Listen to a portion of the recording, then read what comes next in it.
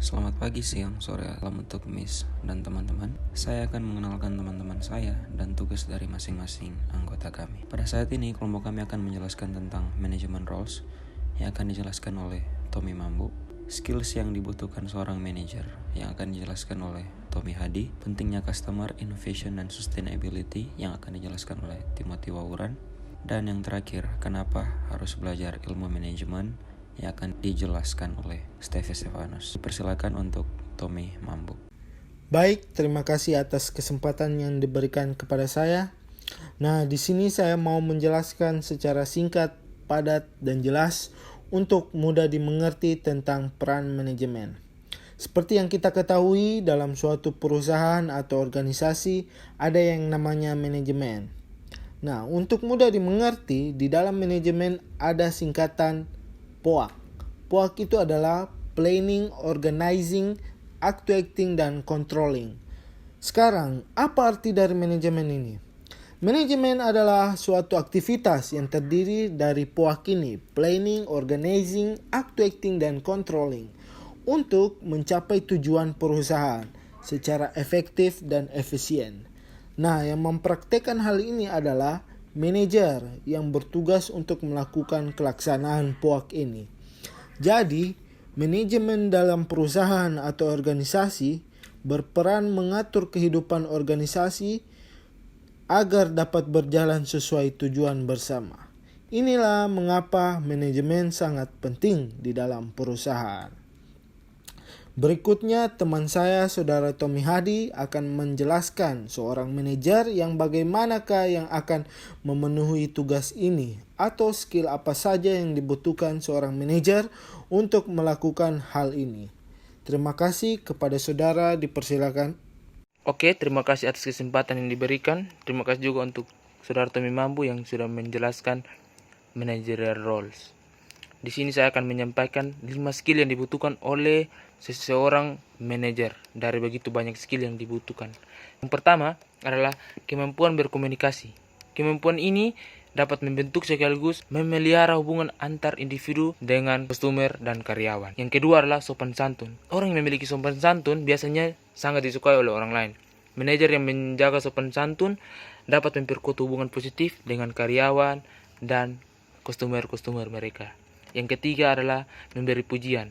Memberi pujian atas tugas yang dilakukan oleh karyawannya dengan sangat baik. Pasti seorang manajer akan mengakui atas prestasinya tersebut dengan memberi pujian. Yang keempat adalah kemampuan menyampaikan kabar buruk. Di mana-mana perusahaan tidak ada yang berjalan lancar. Pasti ada kabar buruknya. Jadi di sini sebagai manajer harus menghandle itu semua dengan baik dengan menyampaikan kabar buruk ini dengan bijaksana. Dan sebaiknya menyampaikan secara langsung dan transparan dan menghindari menggunakan memo atau email. Yang kelima adalah mengelola perubahan. Di masa seperti ini, di masa COVID-19, itu adalah sebuah perubahan ya. Jadi sebagai manajer harus menghandle itu semua karena perubahan ini karyawan akan sangat sering melihat sosok pemimpin mereka. Bagaimana pemimpin mereka menghandle semua ini. Selanjutnya, saya berikan kesempatan kepada rekan saya Timothy Wawuran untuk menjelaskan pentingnya customer, inovasi, dan sustainability. Terima kasih. Oke, terima kasih. Jadi saya akan menjelaskan tentang pentingnya customer, innovation, dan sustainability. Customer atau pelanggan adalah sumber dari suatu organisasi. Setiap organisasi harus memberikan pelayanan yang baik kepada pelanggan, karena kesejahteraan, gaji, dan pekerjaan tergantung pada mereka. Hal ini penting saat ini bagi organisasi untuk mengetahui, memahami, dan memenuhi harapan pelanggan mereka. Inovasi sebagai sebuah konsep mengacu pada proses yang dilakukan individu atau perusahaan dalam membuat konsep produk, cara, dan ide baru. Tujuannya mengembangkan atau memberi warna baru untuk produk, cara, atau ide yang telah ada sebelumnya. Salah satu tujuan utama dari inovasi adalah melakukan atau menciptakan sesuatu yang berbeda dari para kompetitor di bidang sama. Jika ingin berinovasi pada produk, maka kembangkan produk itu hingga memiliki keunggulan atau spesifikasi khusus yang tidak ada di pasaran. Sustainability adalah kemampuan sebuah perusahaan untuk mencapai tujuan bisnis dan meningkatkan nilai jangka panjang serta bisa konsisten dan stabil meningkatkan performa bisnis sambil mengimplementasikan nilai ekonomi, sosial, dan lingkungan sebagai strategi bisnis. Sustainability biasanya berpatokan dengan pakem 3P yaitu People, Profit, dan Planet. Oke, terima kasih. Selanjutnya akan dilanjutkan oleh Ketua Kelompok Steve Gabriel. Baik, saat ini kita masuk di poin kenapa harus belajar ilmu manajemen.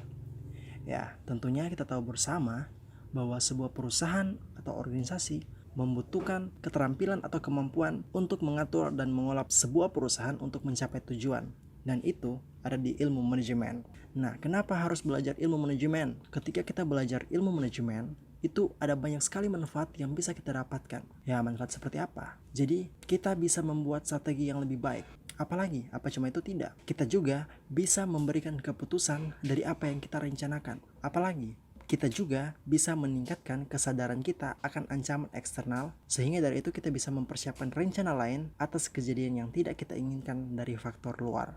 Dan banyak lagi, seperti meningkatkan kedisiplinan, meningkatkan formalitas, mendorong sikap positif, dan lain sebagainya. Nah, intinya, kenapa harus belajar ilmu manajemen? Agar supaya kita bisa memanage sesuatu dengan baik. Dan itu penting dalam kehidupan kita. Nah, dan sekian penjelasan materi dari kelompok kami. Dan untuk pembagian tugas masing-masing anggota kelompok kami, sama seperti di alur video ini. Dan untuk pembuatan project video, itu bagian dari Saudara Smith Memuka. Dan kami mengucapkan terima kasih kepada teman-teman yang sudah menonton. Biarlah lewat video ini bisa menjadi manfaat kepada teman-teman semua. Dan akhir kata, kami Starbucks undur diri dengan ucapan terima kasih.